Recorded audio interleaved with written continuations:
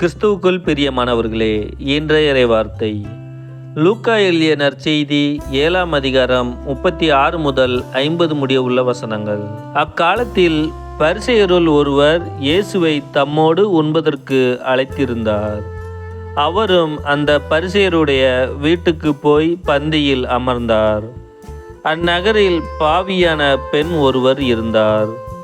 இயேசு பரிசேயருடைய வீட்டில் உணவு அருந்தப் போகிறார் என்பது அவருக்கு தெரிய வந்தது. உடனே அவர் நறுமண தைலம் கொண்ட படிய சிமிலை கொண்டு வந்தார். இயேசுவுக்கு பின்னால் கால்மாட்டில் வந்து அவர் அழுது கொண்டே நின்றார்.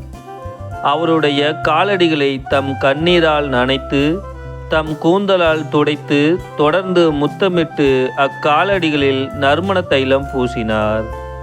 அவரை அழைத்த பரிசேயர் இதை கண்டு, இவர் ஓர் இறைவாக்கினர் என்றால் தம்மை தொடுகிற இவள் யார், எத்தகையவள் என்று அறிந்திருப்பார். இவள் பாவியாயிற்றே என்று தமக்குள்ளே சொல்லிக் கொண்டார். இயேசு அவரை பார்த்து, சீமோனே, நான் உமக்கு ஒன்று சொல்ல வேண்டும் என்றார். அதற்கு அவர், போதகரே, சொல்லும் என்றார்.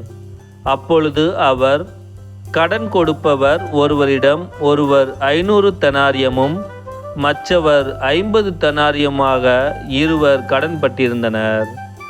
கடனை தீர்க்க அவர்களால் முடியாமற் போகவே இருவர் கடனையும் அவர் தள்ளுபடி செய்துவிட்டார்.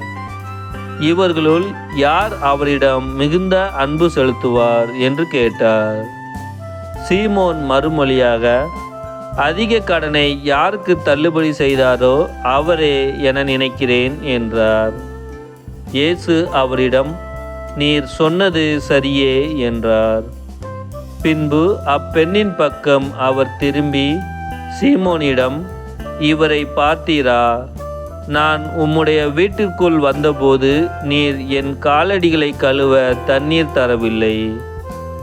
இவரோ தம் கண்ணீரால் என் காலடிகளை நனைத்து அவற்றை தமது கூந்தலால் துடைத்தார். நீர் எனக்கு முத்தம் கொடுக்கவில்லை. இவரோ நான் உள்ளே வந்தது முதல் என் காலடிகளை ஓயாமல் முத்தமிட்டு கொண்டே இருக்கிறார். நீர் எனது தலையில் எண்ணெய் பூசவில்லை. இவரோ என் காலடிகளில் நறுமண தைலம் பூசினார்.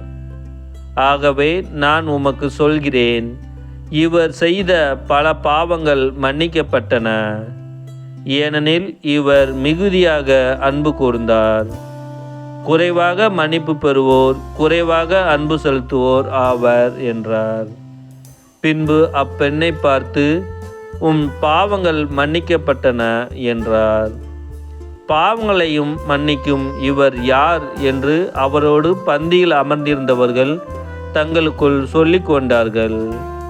இயேசு அப்பெண்ணை நோக்கி, உமது நம்பிக்கை உம்மை மீட்டது, அமைதியுடன் செல்க என்றார்.